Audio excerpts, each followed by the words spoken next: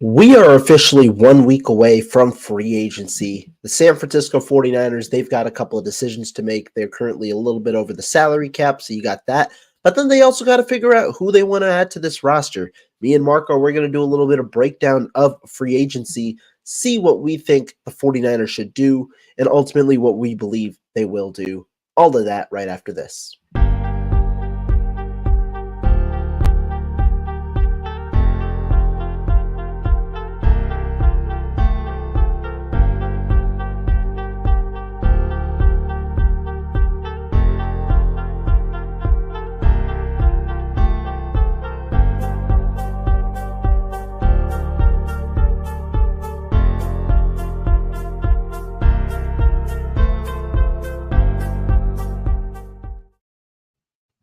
What's going on, everybody? Welcome back to the program. I'm your host here, Rohan Chakravarthi, alongside your other host, Marco Martinez. How you doing, my guy?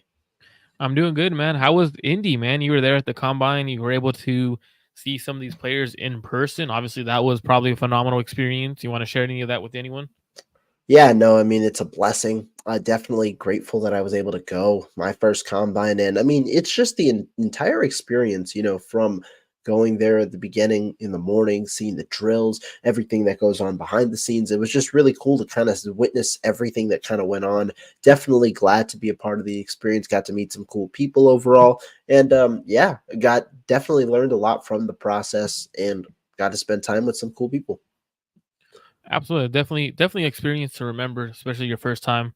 Um, One of those ones where you walk in and you're starstruck, like you memorize, like you will remember that forever. Like it's not, it gets different every time you go. I bet. I know at least it was for Yeah. me when I was in the booth, covering Stanford game. Like the first time you go in, just like, oh damn, like you take it all in, and then like the next couple times it's like, all right, it's business as usual.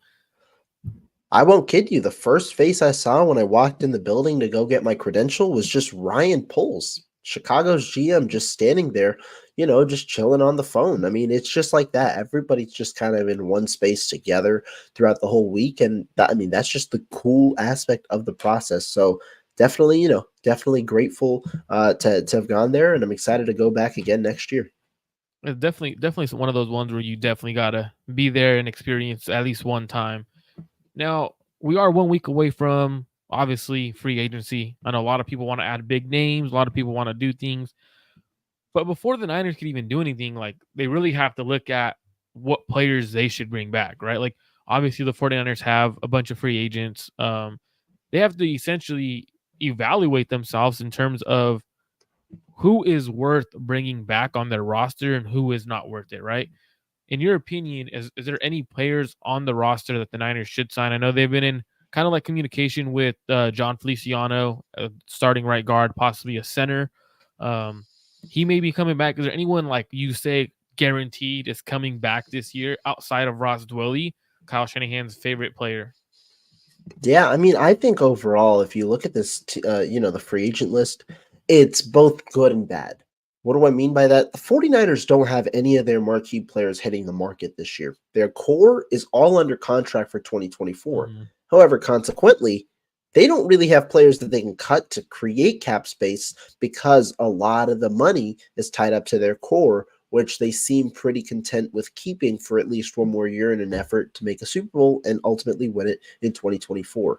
So, like I said, it's a bunch of role players in a sense that the 49ers are having that are hitting free agency. Though guys that I want to bring back, I would immediately point to, there's certain players. One, you look at a guy like Cleveland Farrell. I thought he played pretty well in his run, in the way that he played the run. He was a guy who you could count on for early downs. I think that he's a guy who the Niners should look to bring back, given the complexion of their roster. Guys who primarily right now are there to rush the passer. You do want a good balance, and the 49ers could welcome that back with Cleveland Farrell.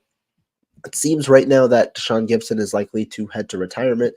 If not, he'd be another guy who you could consider. I know he's a veteran, but he's been pretty reliable in the 2 years he's been there. If you want a safety to return, that could be a guy, especially as Hufanga battles the injury that he's kind of facing, should be ready for week one. That could be another name. But elsewhere, I think you're looking at guys like John Feliciano, who the organization has already said they'd like back. You could look at guys like Chris Conley, some of those guys who might be fringe roster players. And then the big guy, obviously, is Juwan Jennings, who's a restricted free agent and should be back regardless this year. Absolutely. Like when you look at the free agency list for the Niners, like it's really not anything outrageous where you're like that player must come back or it's gonna put a big hole in the Niners. Obviously, you have Javon Kinlaw, Chase Young, some of like those guys like actually were starters for the Niners at one point due to whether it was injuries or not having someone at that position. But like when you look at it, I don't truly see the Niners paying Chase Young 13 million. I mean, that's where Spot Rack has him in terms of his market value. And then with Javon Kinlaw, his value is around 5.4 million. I thought he had a career year. I thought he was phenomenal in the run game. As a pass rusher, he looked a lot better than he has been because of his health, right? Like that's his biggest issue was not being able to stay healthy. Last year, he put it together. He looked like a really good player, but I just don't think the value at 5 million is there for a defensive tackle when you have 11 draft picks. You could get someone in the later rounds who not necessarily is going to fill that role right away and be what Javon Kinlaw was, but you could get a run stuffer late in the later rounds. There's also some defensive linemen in free agency where essentially you could get them at a bargain. So for me, I don't think Javon Kinlaw comes back. The only player I see making a strong case for himself in terms of being back for the 49ers is Cleveland Farrell. I thought he was a phenomenal player against the run. Um, not much against in the pass rushing ability and stuff like that, but that run defense is very important for the 49ers. Now they only have 6 players, I believe, on contract along the defensive line, so they have to put into consideration if that's important to them. But just going through the list, like when I keep looking at the Niners free agency list, it just to me, it's not nothing where it's like, oh dang it, like you better bring this player back. I'm not to be honest, if the Niners didn't bring any of their free agents back, I wouldn't be mad about it. Like it's one of those ones where it's not gonna put a big gaping hole on their roster. Is there anyone else in terms of I mean, I guess Jawan Jennings, the restricted free agent, but he's technically not a true free agent. So Right, right.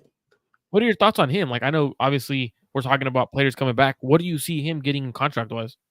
Yeah, I mean, he'd be an intriguing guy. I think the baseline, right, is what the tender would be. I'd imagine the 49ers to use, if they had to go to a tender, a second round tender, which is around $4.6 million. I'd expect that to be what Jennings is looking to ask for in contract demands because, I mean, that's what you'd anticipate he'd get on a 1-year deal. The the likelihood if you're looking for an extension would be a multi-year deal. You could see what other slot receivers in the past have gotten, which are 3-year deals, or given that Jennings was a bit older and he has also been a restricted free agent for now 2 seasons because he was a 7th round pick, he could go for a 2-year deal for the hope to to hit free agency at an earlier age as well. I think both could be accessible. I think that overall, the top of Jennings's market would probably be in the $7 to $10 million range. That's what you can see some receivers getting. But given his overall production, probably his hope to stay in San Francisco, at least for his next contract, you could see something more so along the baseline of what that second round tender would be. Perhaps the $4.6 million category per year could be appealing to Jennings. And it actually benefits the Niners to extend them in the sense of you essentially are lowering the cap numbers of that 6 point whatever you could lower it. Um, and then what Jawan Jennings should be looking at is he could put together 2 really good years. I know you've mentioned the Niners potentially trading Deebo Samuel, whether that's post the draft. You could essentially look at it where Deebo Samuel might not be on the roster after this coming season. So in 2025 season, Jawan Jennings, you could be looking at him as your number 2 receiver. And if he puts up good numbers, I mean, he's looking at free agency going into, I believe, his year 28 season, 28 or 29 season. I believe it's 29, could be wrong, but looking at a contract, or that's kind of a player where he's going to have a opportunity to up on some money. So I definitely think he's probably the only player I truly think should come back. Outside of that, everyone else, I don't mind if they hit the road and they pack their bags to go to another team. It really doesn't affect the Niners in terms of win with their entire core being here. Now, a lot of players could be restructured, right? Looking at contract, they could be restructured, they could be extended. Is there any player you're looking at in terms of on the roster right now that the 49ers should either extend immediately, they should restructure their contract in order to create more cap space or anything like that? I know a lot of people keep mentioning Charvarius Ward. Would you extend him now to create that? What I believe it's around 9 million in cap space? I think you're muted, Rohan. There we go. There are a couple of players that if you're looking at on this roster, you expect the 49ers to make some form of move. Now, the first would be a guy like Charvarius Ward. Why? Charvarius Ward is in the last year of his deal. He has an $18 million cap hit, slightly up from what was expected, which was a $15 million cap hit because the 49ers restructured his contract last offseason. Now, the reason that Ward is an ideal extension candidate, one, he's not too old yet. He's only 28 years old. He's entering his age 29 season. And so you could still probably get, cornerback one caliber play for the next 2 to 3 seasons, which makes it a little more feasible to I extend. think you aged him 1 year, Rohan. I think he just turned 27. No, he's going to turn in 20 to be 28 in May. My bad. I think you aged him a Got year. it. So So he's entering his age 28 season. So usually that prime is from that 27, 28 to 31, 32 range. You could extend him throughout the entirety of his prime, but the more likelier reason that I feel the Niners may be inclined to extend him is because when you look at trying to preserve a contract, Charvarius Ward has a dead cap hit of $12 million next year that if the Niners do not bring him back would just be dead money for the team. Now, the Niners are going to be a bit more cap stricken as the years come along if they try and maintain their current core. In order to lower, to lower that dead cap hit next year, while also lowering potentially his cap hit this year, the ideal situation would be to extend Charvarius Ward to a similar deal than what you got overall when you first signed him. Now that he's entering his prime, you'd hope to get a similar deal, potentially give him some more flexibility as with a 2 to 3 year deal. That way, you alleviate some of the dead cap money that he is owed in 2025, and you keep him as a 49er, helping your cap situation as well this year. One other player that I would like to mention, a guy who seems on the younger side, a guy who is kind of a part of the 49ers core, only 27 years old, in fact, just turned 27 years old, is Fred Warner. Fred Warner has a $24 million cap hit this year, and he had a 5-year deal. But next year he is ultimately he has a debt. He's got I believe it is a $26 million dead cap hit. So Warner is also primed, to or $26 million cap hit. He's primed to see either some form of restructure, extension, some form of something to lower his cap hit both this year and in the future years, as he seems like a guy who's here to stay for the foreseeable future, as well as one of the 49ers core players, while other players might see an earlier demise to their tenure with the 49ers. Absolutely. I 100% agree with you in terms of I think Charvarius Ward and Fred Warner are two of the main guys you got to restructure or extend. Now, by doing that, you create, I believe it's $19 million. With that $19 million, you could do a lot with that in terms of that's one free agent, essentially, one big free agent in terms of what that cap number could be. And then when you look at the numbers going up next year, you're not really too worried about that because you could make some moves. You could create more cap space with the Debo trade next year or this after the draft. It all depends on what you want to do, right? So I do think the Niners do restructure players. Now, I don't know if it's for a big free agent signing. I would assume so if you're truly all in. We'll get into that a little bit later as well. But it's like you have to put money and create cap space. First, you got to do it to sign your rookie draft class, which is around 10 million, I believe. Now, you keep mentioning dead cap, and I know some people may be wondering what dead cap is. So, if I'm wrong, Rohan, correct me. So dead cap is essentially when you're paying for a player that is no longer on your roster, and you're paying him what he was guaranteed. So, for example, if Charvarius Ward, I know you mentioned Charvarius Ward may have a dead cap. If he is not on the Niners roster after next year, and he is playing for example, the Los Angeles Rams, the Niners are paying him that money, and he can still up on a contract. Is that correct?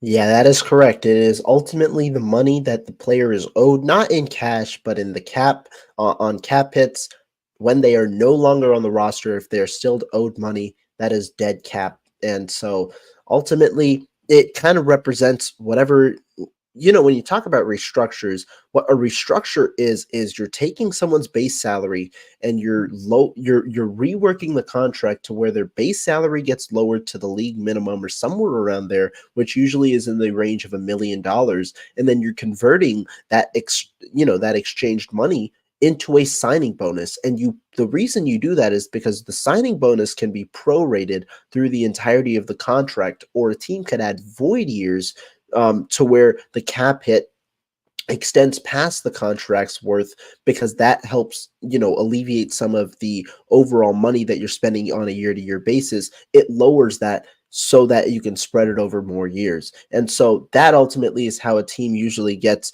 involved with dead cap, as they're usually in Ward's case, his contract is up, or he's a free agent before his contract ultimately is up, because the Niners added void years to his contract.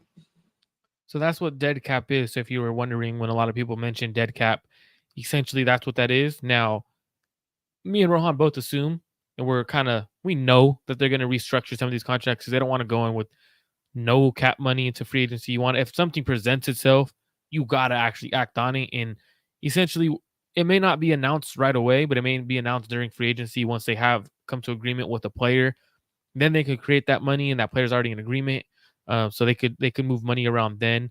But you could essentially, even with guys like Trent Williams, if you really wanted to restructure him, even though he may no longer be around in a few years, what he could essentially do is, right before he retires, is do a retirement contract. And a lot of times what they do is they lower that contract so you don't take much dead cap, and it provides you with some cap relief.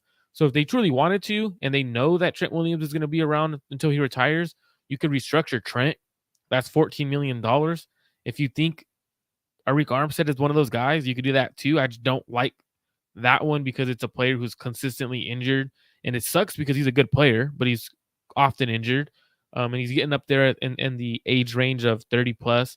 George Kittle, you could extend or restructure him. He creates 9.8 million. Now, I don't know if you do that one because he's again up there, but if they really want, they could create some good amount of money to sign some free agents. Like, that's definitely what they can do. So for a lot of people saying, well, they're in cap crisis, they're not. They could create cap money and go sign a free agent. Now, is there a free agent you would want to sign? You would want the Niners to sign? Now, I'm going to pull up a list of free agents. We're going to go through. I know a lot of people want to look at, obviously, the biggest need for the 49ers is essentially before we do that, let's do this topic before. So the 49 or free agency, give us an idea what the 49ers will do in the draft before we even talk about what players they may sign. Do you think this could tip their hand to us in sense of who they may or what they may do in the NFL draft? Yeah, I do think so. I mean, I think overall the 49ers have a couple of opportunities. To me, when evaluating their cap situation, to me it becomes a little more clear that if the Niners want to go all in this year, that is a choice that ultimately could present them with their first Super Bowl opportunity, or the chance to win a Super Bowl, which they've been, going at for the past few decades.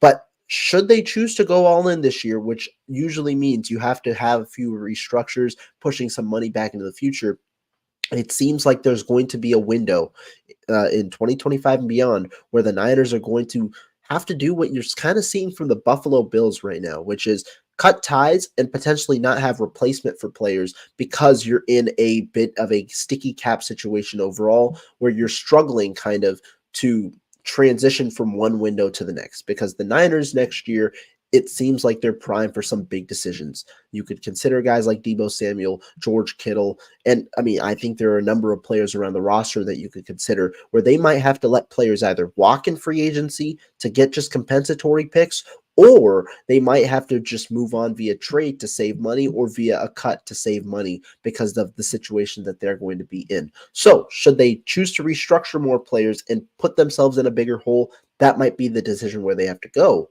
Or they could look to maybe not restructure as many contracts, not say create as much cap space, and that might indicate they're looking to preserve the future a little more. But that also might indicate there might not be going all in terms of our definition in 2024 in the hopes of winning the Super Bowl, understanding that they're trying to preserve the window a little further by drafting well and also trusting some more of the young guys to develop. Curious to see in the direction that they go, but I do believe by free agency, it'll be a little clearer on the way the San Francisco 49ers ultimately do want to go, depending on the restructures that they make and the way that they create cap space ahead of free agency in order to fill out their needs. I absolutely agree because like there's a couple of players out there in the interior offensive line. There's a guys on tackle where if they truly wanted, they could go and sign them. Like they could go get some offensive linemen now in a deep draft class.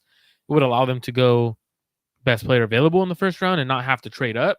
Or if they see someone who's falling, for example, Kool-Aid McKinstry, who they think may be the best corner in the class, they could trade up and get him. It all just depends on, in my opinion, I do think it kind of does give you a tip on what they do in free agency. I know Kyle Shanahan 1 year mentioned that he wishes the free agency was after the draft class because after you draft players, you could kind of see what positions you're in need of, and you could kind of address your needs after the draft. So it kind of sounds like I don't know if they'll address their needs now in free agency, but I definitely think the Niners should definitely take a look at what is out there, whether it's on the edge, offensive tackles class. I'm going to take our banner down. I'm going to pull up a sheet.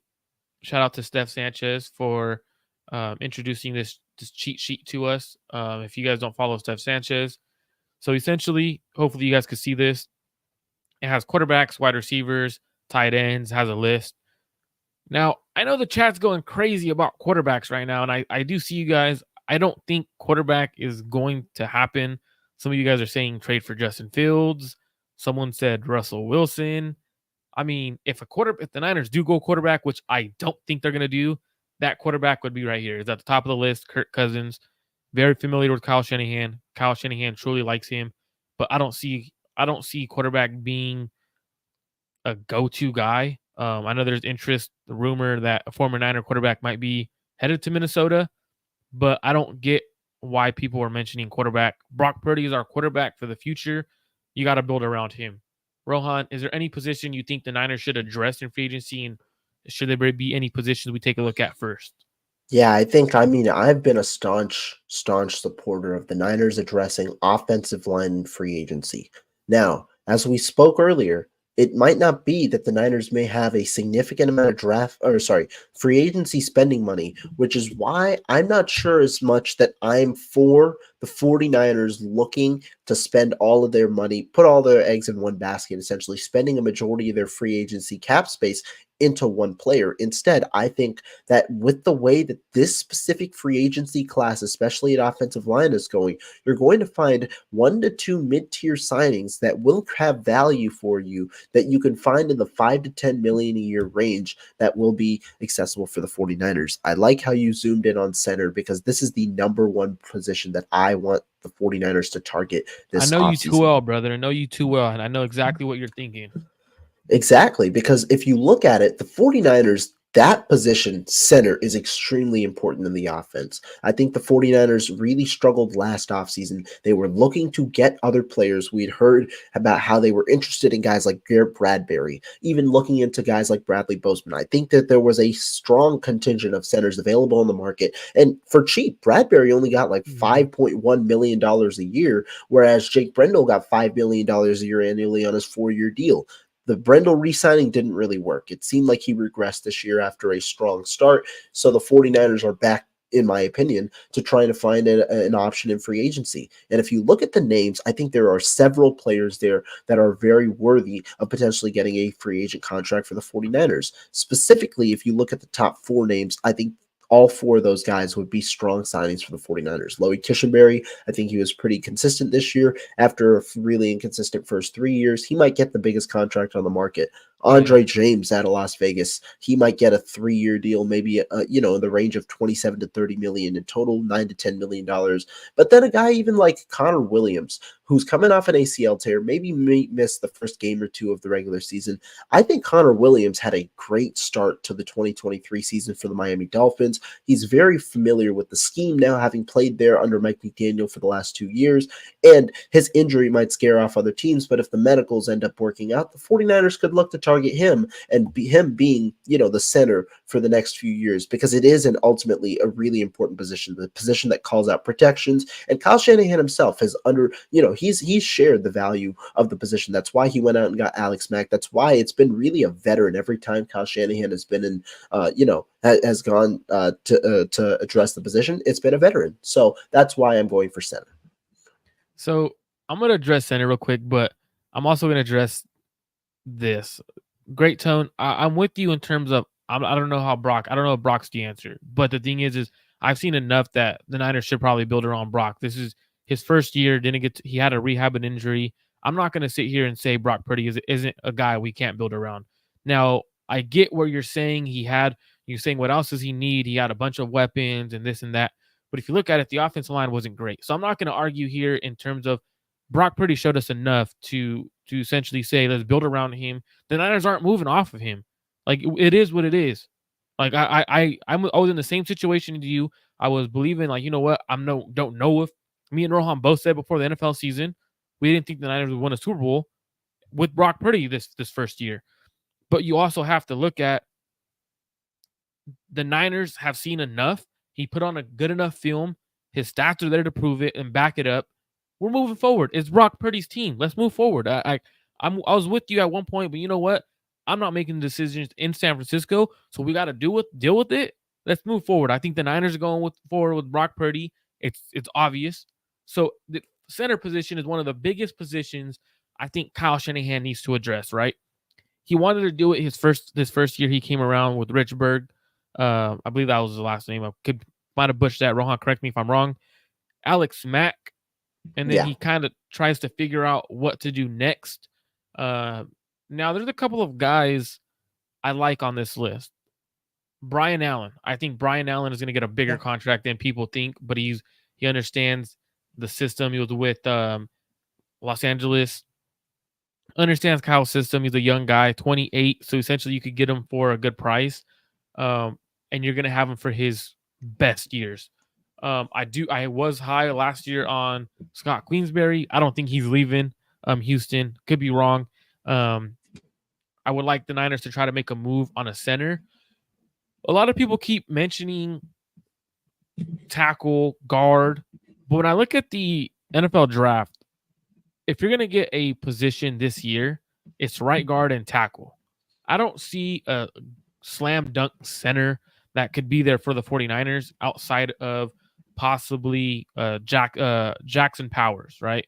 So for me, outside of that, there's a couple of them in the mid round. Hunter Nuzard, who you could potentially get, and he could be a plug and play guy. But that's projecting where you could get him, and that's if the team doesn't take him before you. If you want to upgrade the offensive line immediately, upgrading at the center position is perfect. Nick Allegretti was a played guard for the Kansas City Chiefs. If he could play center, I thought he was phenomenal for the Chiefs in the Super Bowl, as well as the AFC Championship. Played with a torn elbow in the Super Bowl and played phenomenal. But for me, I think the biggest positions that the 49ers should take a look at, and I know everyone's saying upgrade at center, upgrade at guard or tackle. I think they're going to upgrade through the offensive line at some point. I don't know if it's free agency, NFL draft, but I'm looking at the edge rushing position, Rohan. For me, when I look at it, and we'll get to guard and tackle in a moment, but I think my number one position is edge rusher. When I look at the edge rushing position, it's actually a pretty deep class for free agency. Now you got guys at the top of the list. Josh Allen was just franchise tag, so he's off this list. You have Daniil Hunter. He'll probably get a good payday. Jonathan Greenard from Houston probably gets a good payday. You got Bryce Huff from New York Jets. You may be able to get him on a night around 9 to 10 million per year contract. But the guys I'm looking at are a little bit farther down the list, and the reason is Josh Uch from New England. May have said his last name wrong. Sorry if I pronounced that wrong. But when you look at him, he is a speed guy off the edge. He had 10 plus sacks last season. This season he struggled. He only had, I believe, 3 sacks, 11 and a half Yeah. the previous year. So when I'm looking at Josh Uch, I'm looking at him as potentially a guy that the Niners could see as potentially that D Ford person, like that who D Ford was. So I could see that. Another guy I don't mind the 49ers bringing in, Marcus Davenport, was not good in Minnesota due to injuries. He has the frame to move inside and be a D tackle, edge rusher. So for me, I'm kind of looking at the bottom tier guys in free agency. Yannick Ngakwe, definitely looking at those kind of guys. I'm kind of trying to key in on. Now, a lot of people want the home run splash. I don't want a home run signing. I want someone who's going to come in and be complementary to the 49ers roster, whether that's an edge rusher or a offensive guard, tackle, center. Is there anyone edge rushing wise that you're like, you know what? I want the Niners to go sign? Yeah, I think that you bring up a good point, and the reason I'm glad we started with center is because initially going into this free agency, my thought process was I wanted two mid-tier signings for the 49ers. One was going to be at center, where you could pay a guy in between $5 to $10 million. That would be the guy who takes over, the veteran that Kyle Shanahan trusts. The other was, in my opinion, going to be a guard. I had done a good amount of research on guards. I thought the 49ers could look to potentially, kind of get that right guard position handled, especially given the fact of how inconsistent it was last year. But my thought process in a way has shifted on that. Not Shanahan, but General Manager John Lynch kind of pointed to optimism of bringing John Feliciano back. It seems like he's going to be at least the favorite right now to start at right guard next year, while the 49ers are very interested in some of those guard tackle prospects in the first round in the NFL draft. So I'm pivoting away from the guard. And so if I were to look elsewhere, it would be edge. It would definitely be edge or somewhere along the defensive line, just because the Niners themselves, they do a good job at, identifying talent along the edge. And this just in general seems like a good edge class. And some of the players Marco pointed out, let's start with Josh Uche.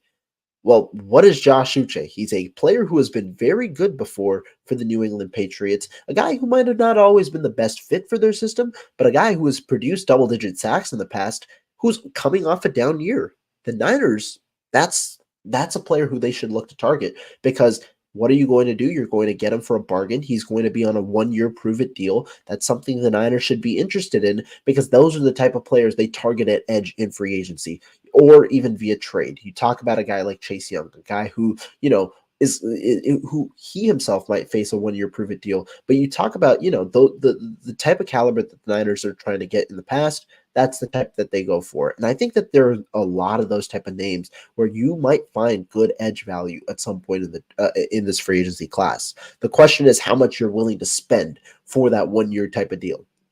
Is it going to be in excess of $10 million, which in my indication would be more of a splash signing?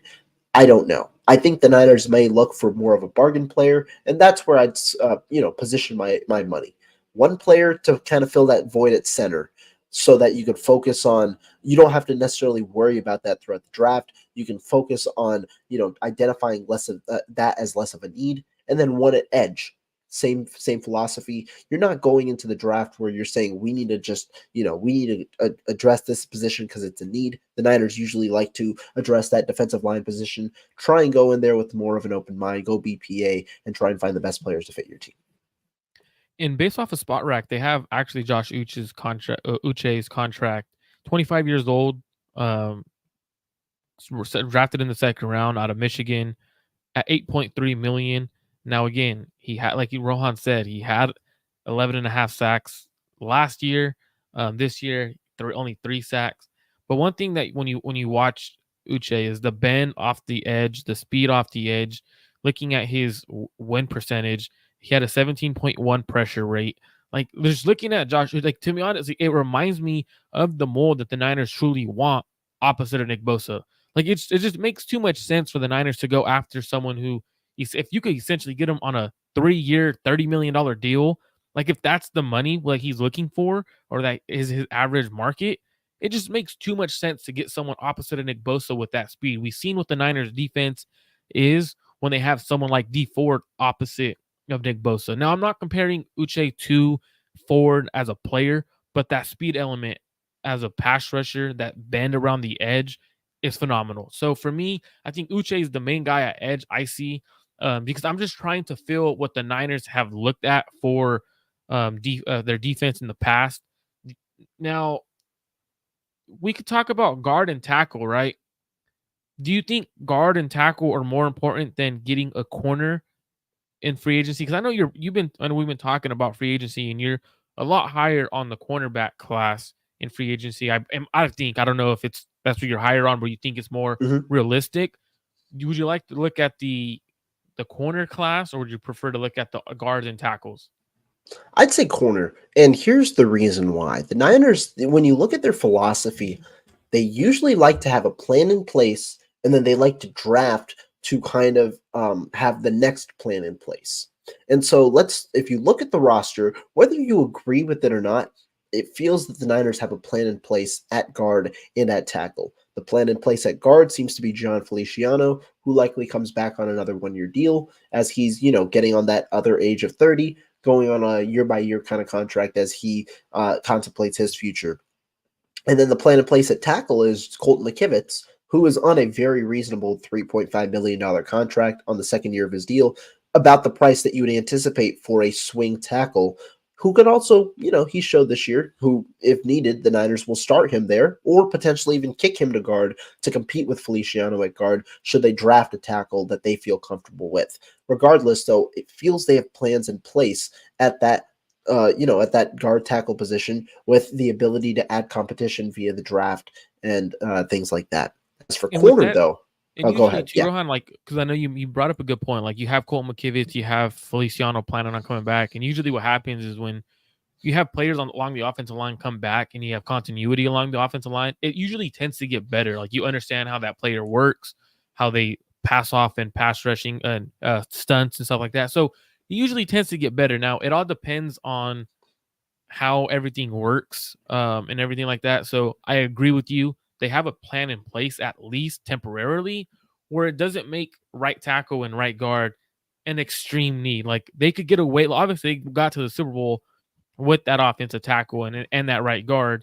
Essentially, what lost them the Super Bowl was their right side of the offensive line. So you expect them to upgrade, but they've shown they could get there. So it's not like we must get there. It's not like it's as bad as other teams' offensive line. So for me, I think that's Right. a big one. Now, corner, right? I'm gonna bring this super chat up just because it's a great question or a great point. Um, Low the Truth 81 says we need to swoop on Tre'Davious White when White. He's good when healthy. I know you're talking about corner. It just got announced he's being cut. What's your opinion on that one? Now, I have a soft spot for Tre'Davious White. Tre'Davious White was at one point my favorite corner in the NFL.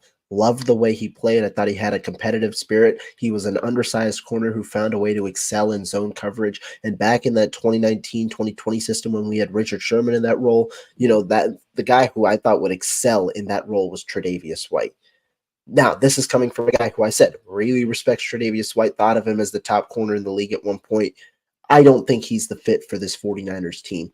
One, he is going to be on a 1-year prove it deal, but he's played only 21 games in the last 3 years, 10 in the last 2 years. So he's been injury prone in the last 2 years, coming off another season ending surgery. You question how much of an impact he'll make, specifically in this system when he's more pressed or more, he seems better suited for that off coverage zone responsibility where he excelled back in his prime. And so to me, when you talk about those type of cornerbacks, one, I expect him to still get a good amount of interest, and two, price range and the injury history may cause the 49ers to shy away, especially when you look at the guys that they've looked to kind of target in at least in recent memory. They shied away from the older version in K1 Williams. I know it didn't work, but the guy who they went out at quarterback last offseason was Isaiah Oliver. I think there's a, since they signed Charvarius Ward, there's been a desire to get younger in the cornerback room, to get younger, to get more athletic, to get longer, and to kind of suit that press man type of style. So I don't know if Tre'Davious White, is the guy who kind of fits that mold. I would pass on him, even though I've been a huge fan of Tre'Davious White his whole career. I think it's crazy. I don't know if you're paying attention to the chat a little bit, but Steve-O and Great Tone have been going at it about they brought up Jimmy Garoppolo, which is like extremely crazy because he's with the Raiders or going to be cut or whatever. But they're talking about Brock Purdy still and arguing there. But I'll let that keep going. Respect to you guys. You guys keep arguing about the quarterback situation. It's nothing's changing at quarterback. Hey, we appreciate y'all though. Keeping that chat live, keep going at it. Go ahead. As long as it's a healthy discourse, we encourage it. Hey, shout out to you though, Great Tone. I appreciate you, man. Make sure you guys subscribe to both channels. Cut Gene Sports, Rohan Chakravarti's personal channel. Keep that chat live. Make sure you guys go back and forth and have some entertainment with each other. Respect both everyone in the chat. Now, you mentioned cornerbacks, and I know you're high on some of these cornerbacks. Not necessarily, I shouldn't say high. I'm not going to say high. But there's a few out there that you would be willing to bring in. Is there any on this list? And I could scroll down on this list if you need me to. I could go through it list by list if you're able to see it. I don't know if it's visible for you. Yeah, I think overall, the reason that I personally like cornerback in free agency, I genuinely believe this position usually has more players than what teams are usually, looking for. And so that's why I believe free agency, cornerback is the one position where you ultimately can get a bargain. That's why year after year, you see these certain players who outplay their contracts. A prime example for the 49ers is Charvarius Ward, who was a CB1 type of player who didn't necessarily get top of the line money and now has outplayed his contract of 3 years, $40.5 million. Even some of the older guys, Stephon Gilmore, and you see these revelations. Back 2 years ago, Casey Hayward got $5 million and balled out as a cornerback. You see these 1 year revelations, even with some of the older guys, which is why I'm not as opposed to going after a more experienced, more veteran corner. Now, do I expect the 49ers to do that? Maybe not. I think that they'll still try and choose the younger path as they've done in the past. And so that's why I feel, if you're looking at a corner, I'd look on the brighter side of 30, and that's where the good thing is you have versatility with the way Deommodore Lenoir is used, and that's where I'd target maybe a guy like Kenny Moore. Kenny Moore seems like he's primed at the age of 28, probably wants one more deal before, his retirement, one more marquee deal. And so I think he'd be primed for a 2-year deal, somewhere in the range of $15 to $16 million in total, $7 to $8 million a year. And when I talk about mid-tier signings that provide value, $7 to $8 million a year for a player of Kenny Moore's caliber entering his prime, I think that possesses value. Moore has been reliable throughout his career, played over 1,000 snaps last year, a guy who can work well out of the slot, and that's a position the Niners covet in this defense, given the responsibilities the slot has both in the run and in the passing game. I think that he would be a solid pickup that the Niners could look after elsewhere. I know people want, the top tier players. You're talking about guys like Jalen Johnson, who got franchise tagged. You're talking about, some of the upper players, but a guy who you might even welcome back is Ahkello Witherspoon. Witherspoon has enjoyed really good year last year. Yeah, some strong years outside of San Francisco, especially with the Los Angeles Rams kind of picking up the pieces on that secondary, which was a bit battered. He's another guy who's young. He's another younger guy on the bright side of 30, and so I believe he's entering his age 29 season, if I'm not mistaken. And so he's there. I mean, but I think you can look across the board. Guys younger than 30, Kendall Fuller is there that you can see on the screen. Other guys are like Chidobe Awuzie. I think Trey Herndon, Keon Crossan if you're looking for more of the special teamers, Keyshawn Nixon if you're looking for more of the special teamers. I mean, there are a lot of players that I think you could find value for at corner, just because this is a position where I feel like there's usually a surplus in free agency due to teams not willing to pay the position as much, which lead to bargains and bargains on 1-year deals. Yeah, I think you hit all the points in terms of the Niners can essentially get a starting corner for much cheaper than when you have to extend them, right? Like what happens is teams, they covet the top 15 centers and they overpay them because they don't want to let them go. They don't want to let them walk. Now, what happens is you start seeing teams start at that point when they extend them towards their back end of their career, they cut them to save cap money. And that's when you start seeing bargain deals where you could get in my opinion, for example, the Stephon Gilmore, phenomenal year last year. He readjusted his game, had a good season for the Dallas Cowboys.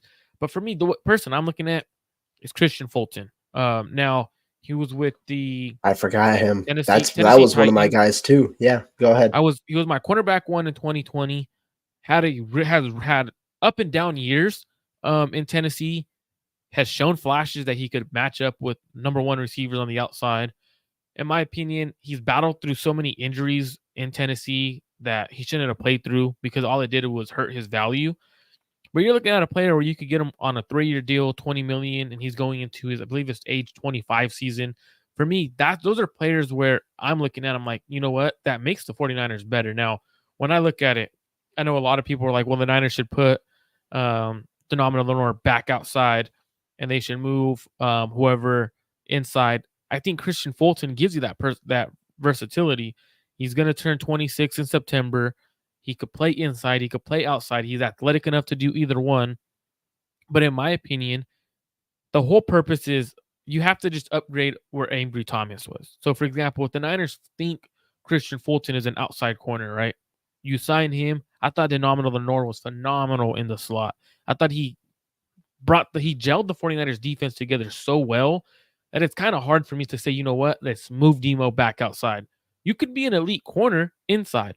I think that it's very possible to get paid as a nickel corner because the NFL has gone so much nickel that player's on the field so often. So I think the Niners could eventually opt to pay Denominal Lenore what he's worth, but also at the same time is you're just looking to replace Ambry Thomas, whether that's keeping Demo inside. So for me, I think Christian Fulton. I know Dory Jackson. If you want to go with the speedy guy, you could throw him in the nickel. You could throw him outside. So essentially, the Niners could upgrade very easily at the cornerback position. You mentioned a lot of guys. If you want to go the bigger corners, you got Sean Murphy Bunting, who probably sees a bigger payday than some of the other guys just because he has more film out there and he's put together a better career so far to this point. For me, it's just honestly depending on what the Niners truly want to do, because there's players there and you could truly say, you know what, that's the guy we need. I don't truly see essentially a corner on this list where it's like, or a corner on this list where if the Niners don't sign him, I'm going to be mad. Or if the Niners do sign him, I'm like, okay, that was stupid. Like I get it if you bring someone in to compete. Levi Wallace out of Pittsburgh. Levi Wallace, he's had good years. He's had down years, but he's a solid player. So for me, I'm looking at it. I'm like, you know what? I'm not too worried on who they sign if they sign corner because they're essentially going to get a good player. So for example, Levi Wallace, his market value is going to be 29. His market value is at $6 million. So again, like Rohan was saying, you're going to get a very good player for a very good price. It's a bargain. I'm not really looking at those players who are extremely expensive. So for me, end of the day, I'm going with upside. I'm going to go. I've seen Christian Fulton have really good games. He's had down games, injuries. I'm going upside. Christian Fulton's my guy, cornerback one in that 2020 class. I would bring him in and see if you could catch lightning in a bottle. Or you could go people that were in that class as well. CJ Henderson from Carolina. Nothing has not been as good as people were expecting. A lot of people had him as cornerback one. But the Niners tend to try to bring a player in they feel they could resurrect their career. So Yeah. that's kind of what I'm looking at is they look for those bargains. That's what John Lynch likes to do. My defensive line could fix you, come in on a cheaper deal.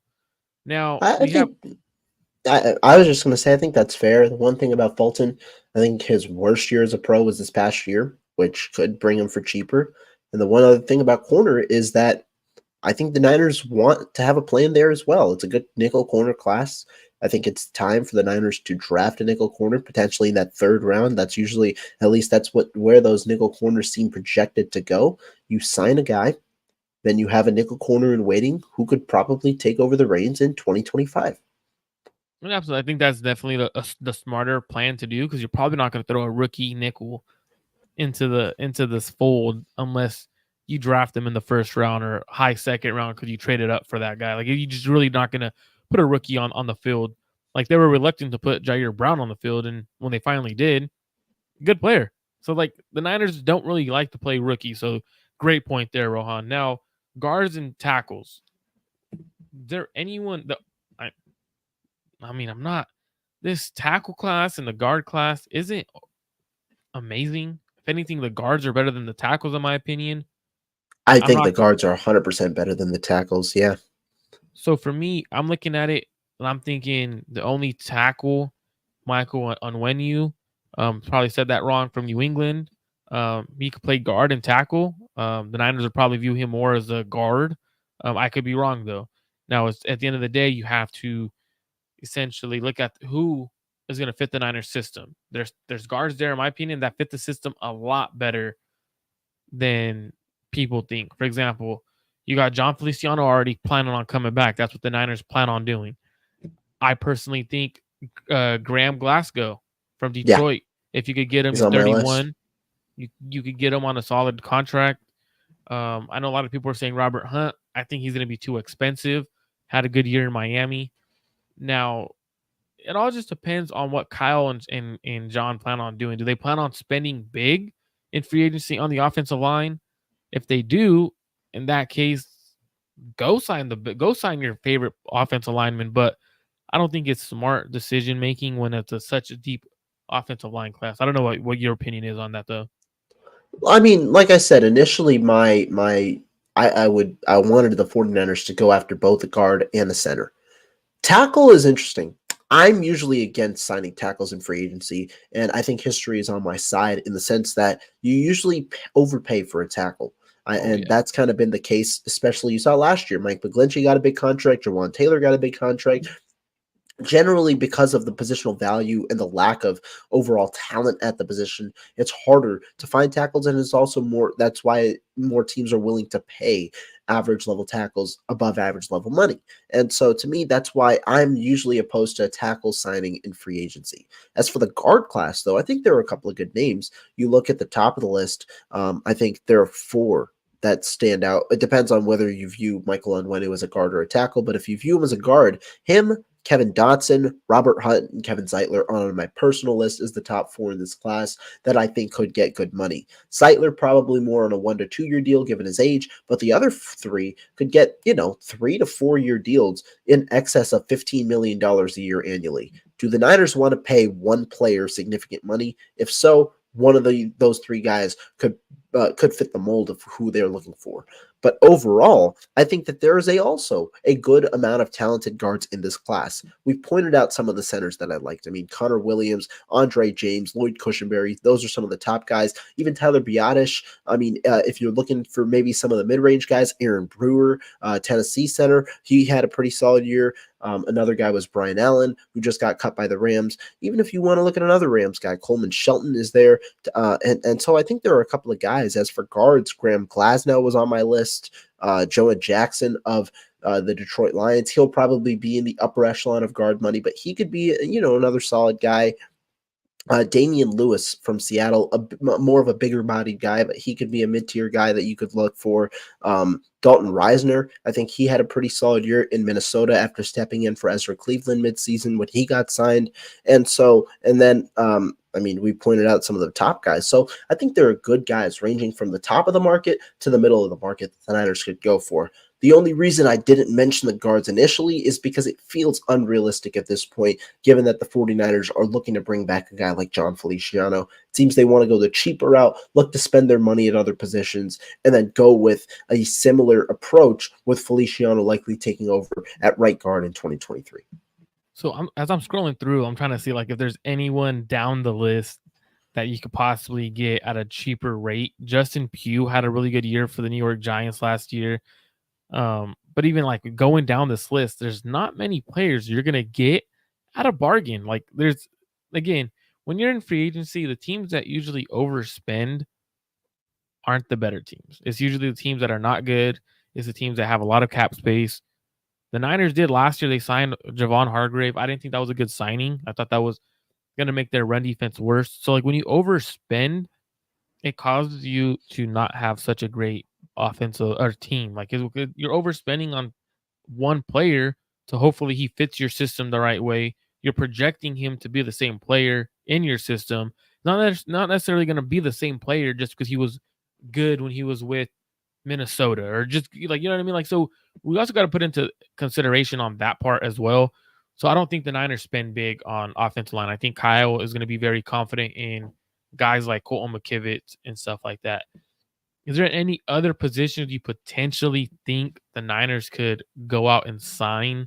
Tight end 2, maybe 3. I think, yeah. I think the one other thing is if you don't necessarily trust the players in the room, you could look to fill that linebacker 3 spot.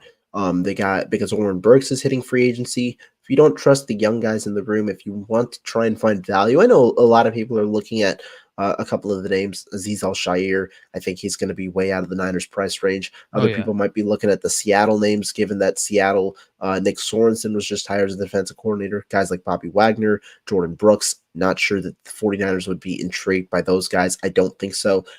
Brooks maybe, but I don't think Brooks would come to San Francisco at the price San Francisco is looking for. So you maybe look at linebacker if you're not as confident in the guys, but it also just might be time for guys like D. Winters, Jalen Graham. Likely DFF comes back for those 3 to kind of step up into a bigger role this year. While the Niners also probably go with more nickel. You might not see as many base packages with 3 linebackers on the field.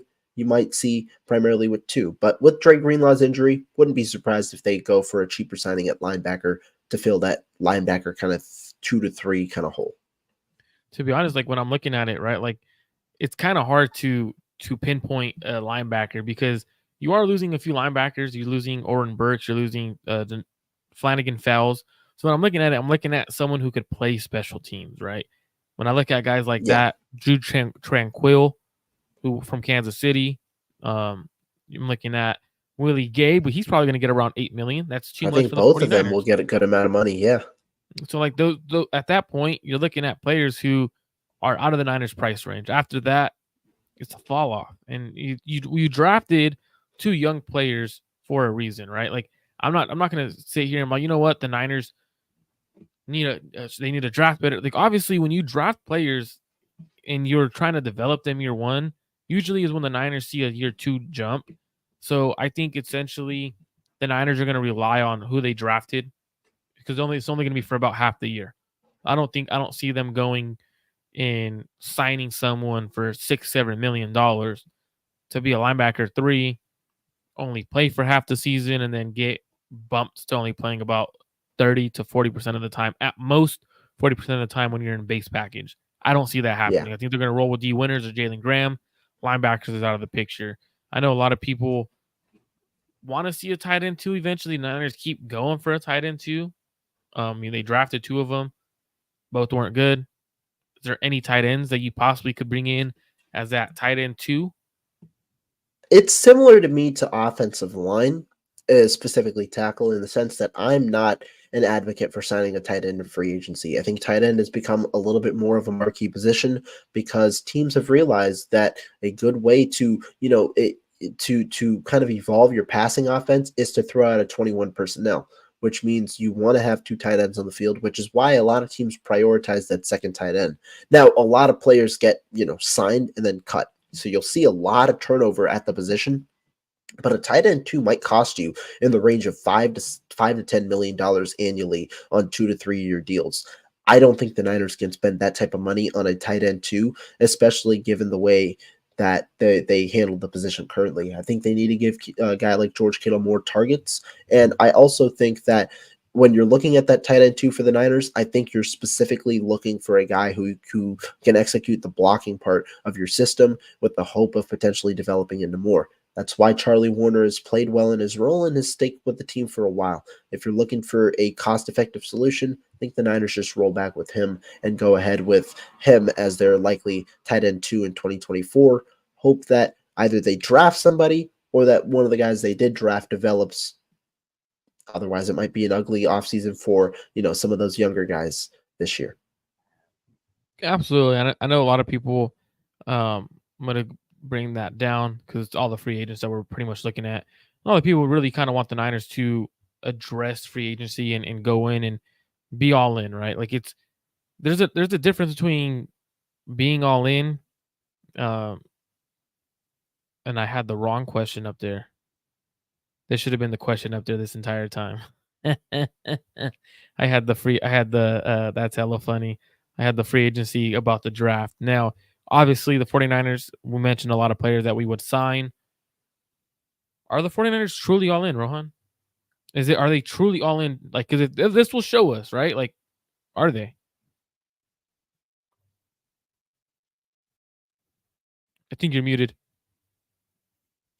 There we go. Not again. But I think overall, I think you're going to find out this upcoming week. I'm not necessarily certain that the 49ers, like it's a weird kind of limbo situation where I think the Niners are going to try and run it back one more time with their current core. Now, I know I wrote an article about Deebo Samuel potentially being on the move. It was primarily based on something I had heard at the combine, when we were there, alongside the 49ers pretty much affirmation or their commitment to Brandon Ayuk, which Ian Rappaport kind of said earlier this week. They've showed that they're kind of having a shift in their offensive identity, kind of committing more so to their younger, Good. more traditional receiver. And so that could be a case, but also the Niners could look to move Deebo Samuel next offseason rather than this offseason. Sure, it might create some more cap ramifications, but they could also, or you might not get as much in return, but they could also look to run it back one more time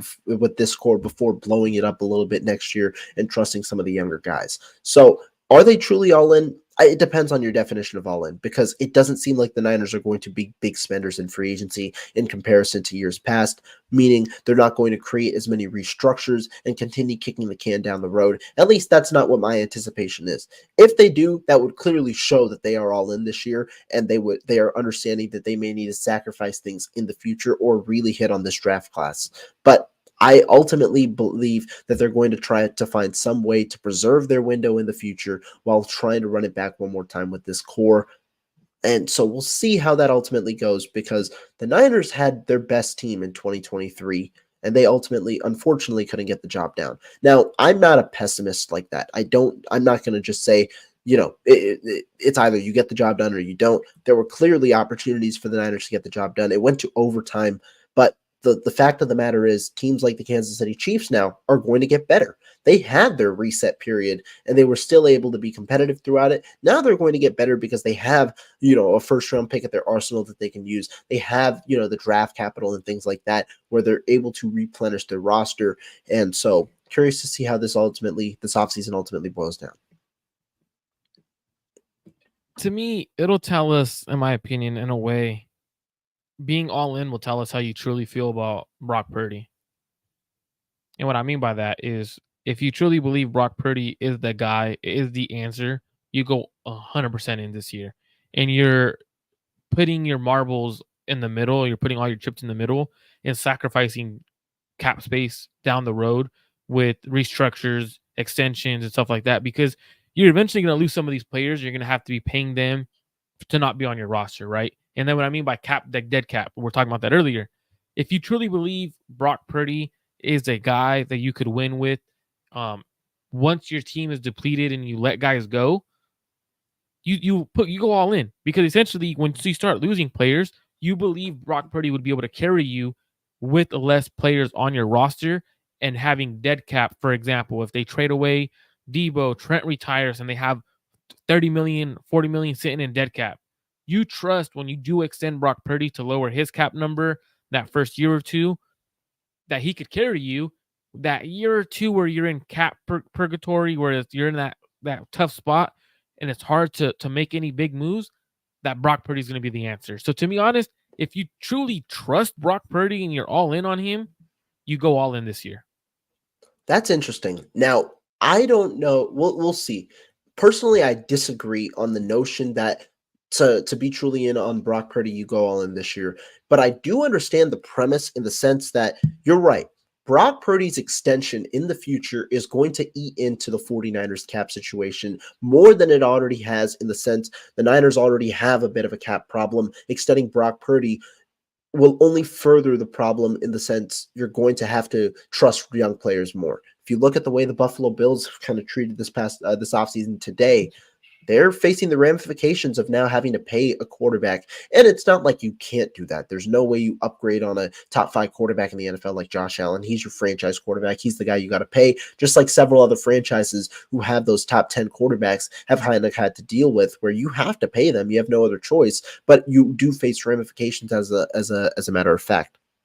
However, I don't think that going all in this year signifies you're fully in on Brock Purdy, as when you try and preserve the window, I think you are also, specifically in the next 2 years, you're trusting Brock Purdy to kind of work with less, but giving him more opportunities to succeed. I think that if you're preserving for the next 2 years with Brock Purdy still on his rookie deal, I think that that's also you putting your chips into him and saying, we trust that you, even with a lower roster potentially, or a younger roster with a little bit less of the core in 24 and 25, we trust that you are going to be able to pull it together. And so we're going to give you multiple opportunities, but then understand that you're going to have to take more and more of a responsibility as the years go on in a chance to win the Super Bowl.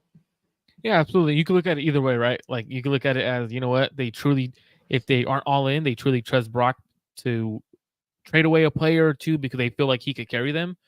But I just look at it like he's in his third. It's gonna be in his third year. After next year, he's getting extended. Like he's gonna get paid.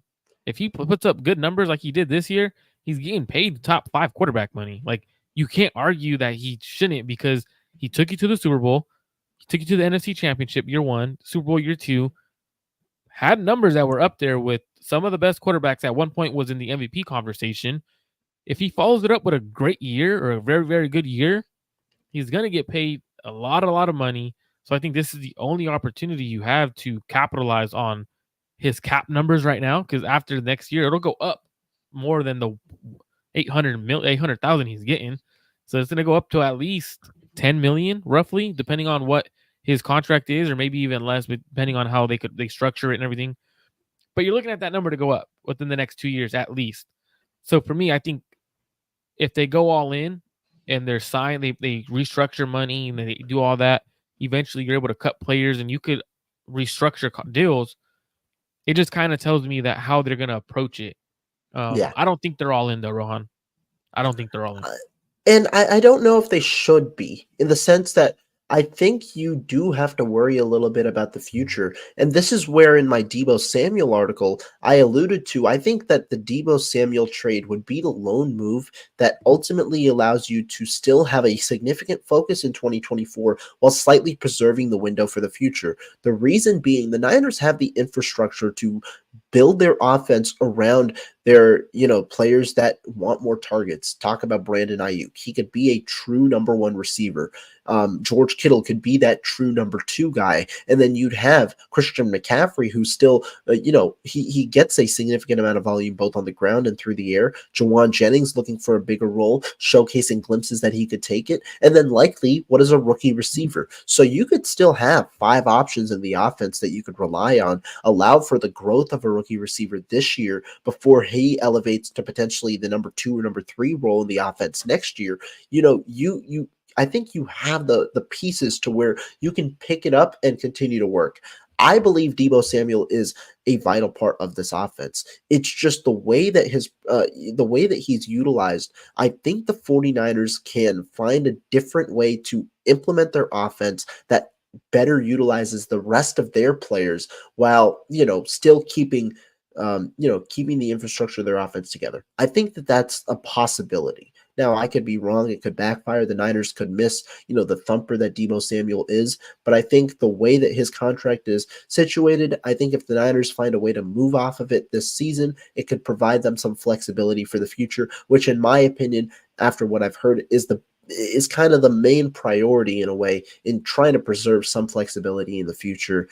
As if you trade him post June 1st, you get about $21 million in saving. Yes, you take a $15 million dead cap hit next season, but the point is you can carry over the $21 million, and that in that way, like the Niners did, it saves you from a potential restructure that you might have to do. One potential restructure, you may have to restructure a few things to try and create some of that carryover, but it creates an avenue for you to save one less restructure for a player you necessarily don't want to restructure at the end of the offseason.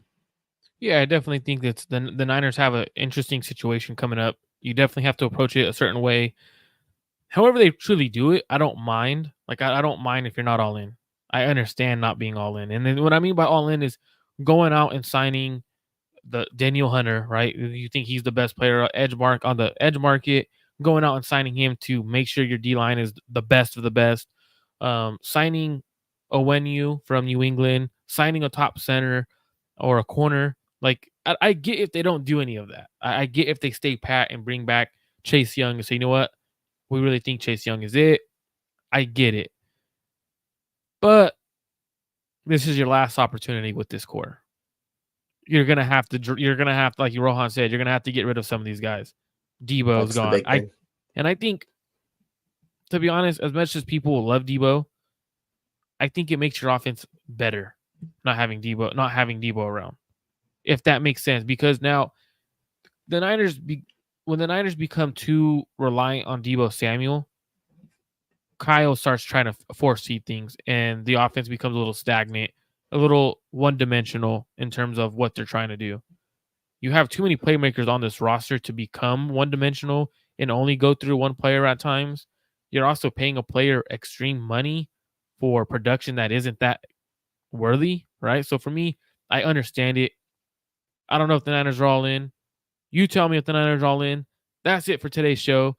Rohan and I discuss free agents that you should have on your radar for the 49ers to sign. Put the pressure on the 49ers.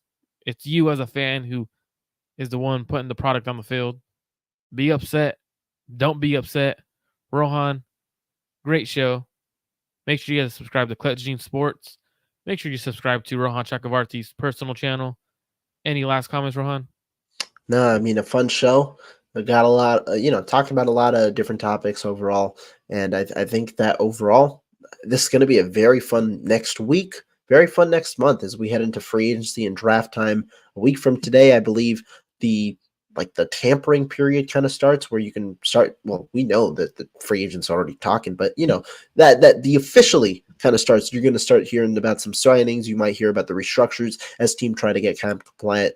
Interesting to see what the Niners do, but fun show, and appreciate you for joining me this last hour. Absolutely. And if I know, Rohan, I know you have some guys, some people watching. I need 4. I'm 4 subscribers away on Clutch Gene Sports from 500. Make sure I get 4 over there and hit that subscribe button. Thank you guys all for tuning in.